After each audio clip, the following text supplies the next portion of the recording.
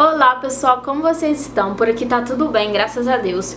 E no vídeo de hoje eu gostaria de contar um pouquinho do meu testemunho pra vocês. E eu espero que vocês gostem.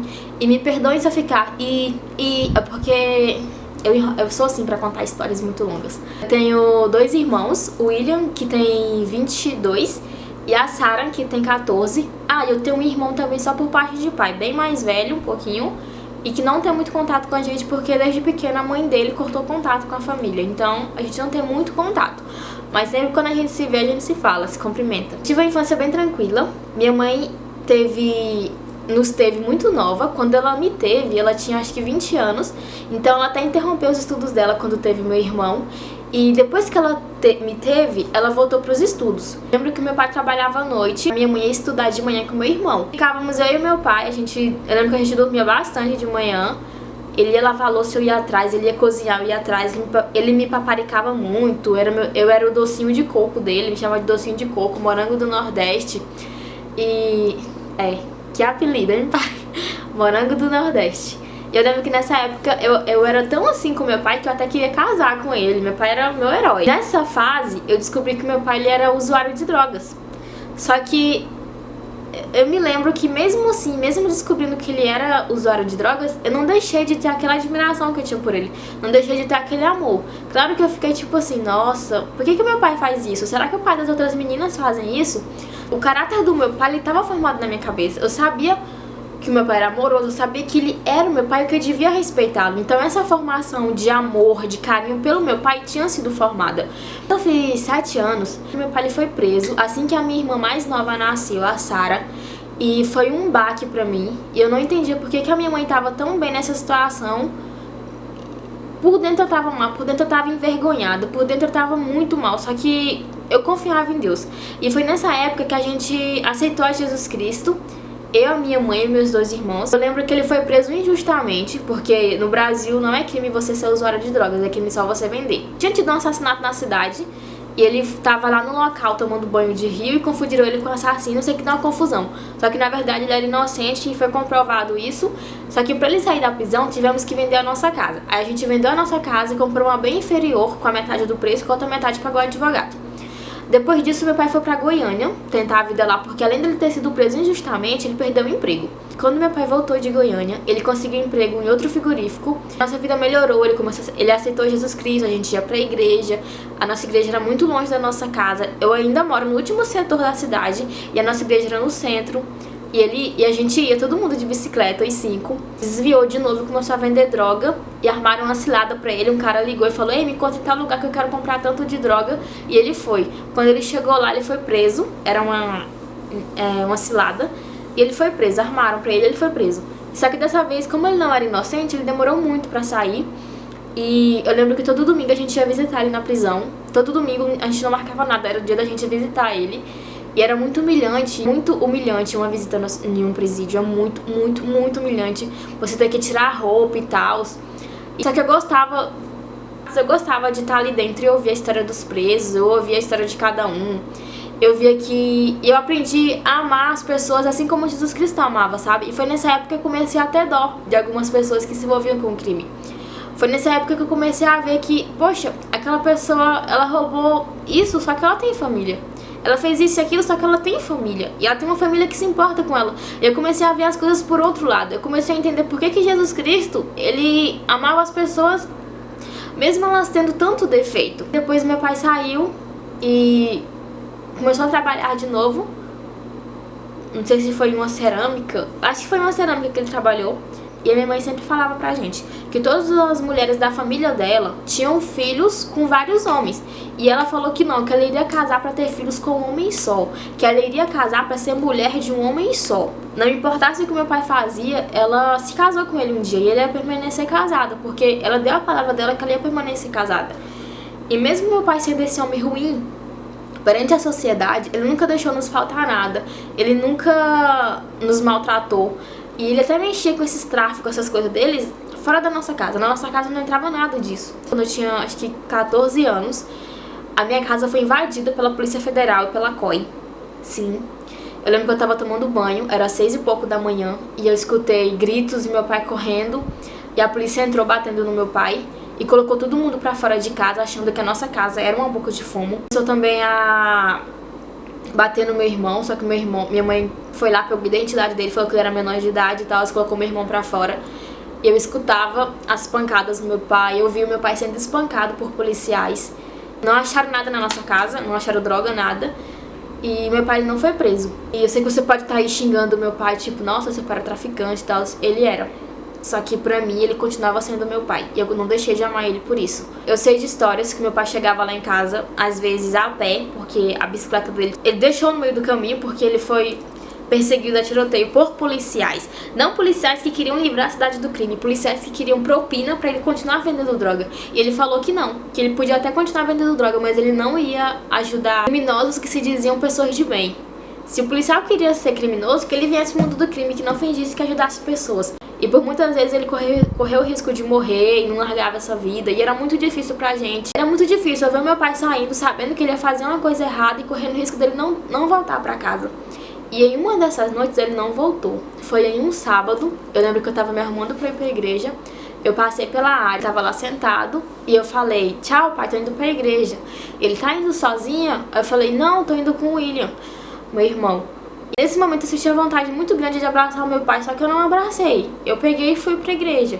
Cheguei e fui dormir. Acordei 5 da manhã com minha mãe aos gritos no telefone, falando que uma mulher tinha ligado e falado que meu pai tinha sido baleado.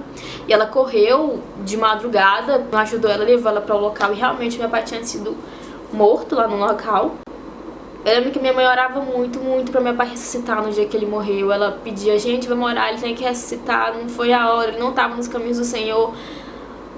Só que a gente tinha que aceitar, realmente tinha acontecido. A gente conseguiu fingir que tava bem, né, tentar reviver de novo, tentar voltar à vida.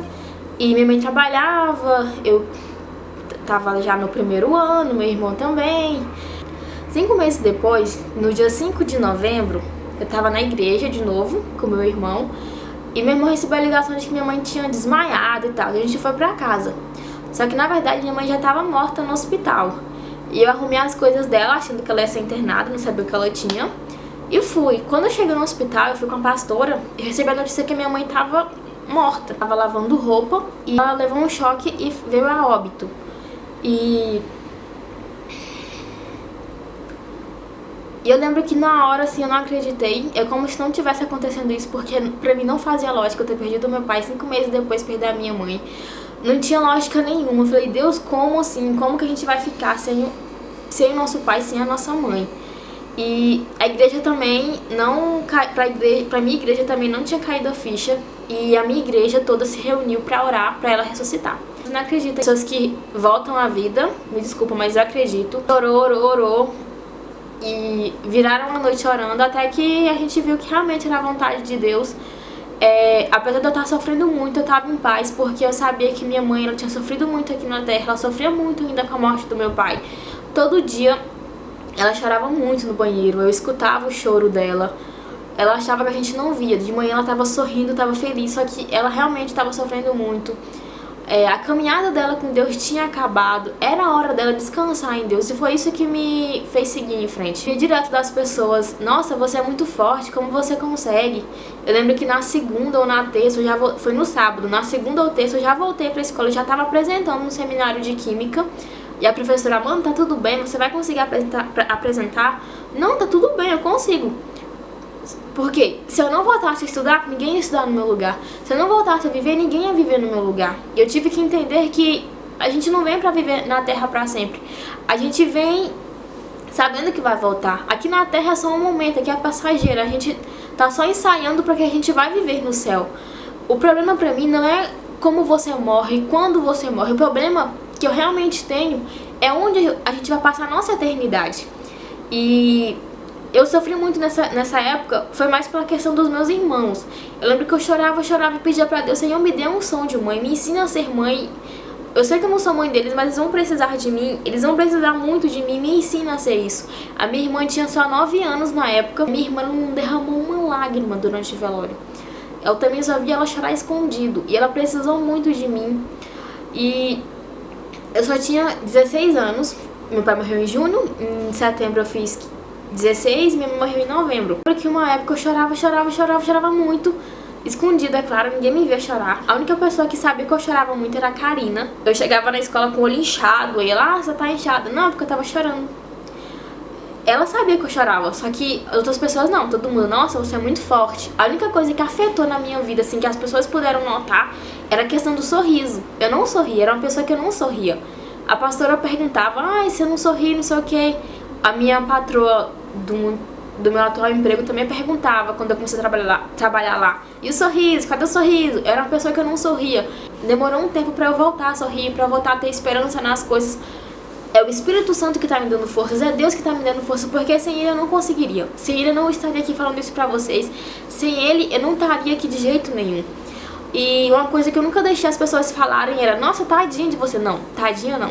Deus, ele não gosta desse espírito de minusvalia, de coitadinha. Não é porque eu perdi a minha mãe e meu pai que as coisas iam ser diferentes pra mim. Pelo contrário, as coisas ficaram mais difíceis ainda. E por isso eu tive que me esforçar mais. Ninguém ia me dar um emprego, ninguém ia entrar na faculdade no meu lugar, ninguém ia ter o meu ministério no meu lugar. Coisa que eu sempre tinha em mente. Tem gente passando por coisa pior do que eu. Eu perdi os meus pais, só que eu tô aqui, eu tô inteira, eu preciso viver. Há pessoas que precisam de mim. Eu não posso ficar pra sempre no luto. E foi isso que me ajudou a seguir em frente. E você que tá aí, você tem sua mãe, tem seu pai, cara, dá valor. Eles não vão viver pra sempre, dá muito valor. Eu perdi a minha mãe e meu pai de uma forma assim inesperada. Claro que o meu pai, eu sabia que uma hora algo de errado ia acontecer com ele. Só que a minha mãe foi... Gente, 5 meses de diferença. Nunca que eu ia imaginar que eu ia perder minha mãe no mesmo ano que eu perdi meu pai. Então valoriza. Eu lembro que a última coisa que minha mãe falou pra mim, eu tava no sábado que ela morreu, eu tava indo pra igreja e falei, mãe, eu tô bonita. Ela, filha, se todo feio fosse igual a você, todo feio seria lindo. E no mesmo dia ela falou pra mim assim, você é uma cristã perfeita pra mim, você é uma filha perfeita pra mim. Seu único defeito é chegar atrasada nos lugares, mas você é uma filha perfeita. E isso foi importante, porque eu não tive remorso. Eu lembrava do que ela falava pra mim, eu não tinha remorso. Porque eu sabia que o meu papel de filha, de honrar os meus pais, já tinha cumprido. Então, isso me ajudou muito. Então, se você tem a sua mãe ainda viva, se você tem o seu pai, cuida, valoriza. Até aqui, já tem 5 anos que eles faleceram, Deus tem me sustentado, Deus tem me dado graça, sabe? Eu não tive depressão. Claro que eu tive momentos de muita tristeza, que eu achei que era depressão, mas não era. Ele sempre esteve do meu lado. E Deus, ele prova sua fidelidade nas coisas pequenas da vida. E ele sempre esteve do meu lado. E eu posso dizer com o maior orgulho que o meu melhor amigo é Jesus Cristo. Meu melhor amigo é Deus. Deus, ele nunca me deixou. Ele sempre esteve do meu lado. Então, gente, esse é o meu testemunho de vida. Essa é a minha história. Eu não sei se eu expliquei muito bem. Eu tava com receio de gravar esse vídeo porque, sem saber por onde começar, como falar, mas eu espero que vocês tenham gostado. E uma coisa muito importante que eu sempre tive era o relacionamento com minha mãe. Nós éramos muito amigas, e isso era muito importante, porque se eu tô aqui ainda na minha caminhada com Deus, se eu escolhi esperar, se eu escolhi estar nos caminhos de Deus, foi porque os meus pais me ensinaram no caminho certo, foi porque a minha mãe, ela persistiu. Gente, eu tinha todos os motivos pra falar, Deus tirou meu pai, tirou minha mãe, não quero mais saber da vida, não quero mais saber de Deus. Mas não, ao invés de eu me voltar contra Deus, eu me voltei pra Deus, porque eu podia confiar nele. Porque, poxa, se Deus, ele sabia que a minha mãe era importante pra mim, ele não ia simplesmente me tirar a minha mãe e me deixar abandonada. Se ele tirou algo que era tão importante pra mim, na verdade ele não tirou. Eu acredito que a gente tem que... morre mesmo e pronto. Se eu tava sem a minha mãe, que era tão importante pra mim, Deus, ele era muito mais importante ainda, ele ia cuidar de mim mais ainda. E sabe, a Bíblia fala que ele tem um amor especial, mais especial ainda, por 3 classes de pessoas: os órfãos, as viúvas e os estrangeiros. Então eu me sentia especial pra Deus ainda mais por isso, porque eu tava na classe de pessoas especiais pra ele. E dessa forma eu pude sentir o carinho dele. Então, se você gostou do vídeo, clique em gostei, se inscrevam no canal. E para um contato mais próximo, sigam-me nas redes sociais. Estou lá no Facebook, Instagram e Snapchat. Fiquem com Deus e até a próxima. Tchau!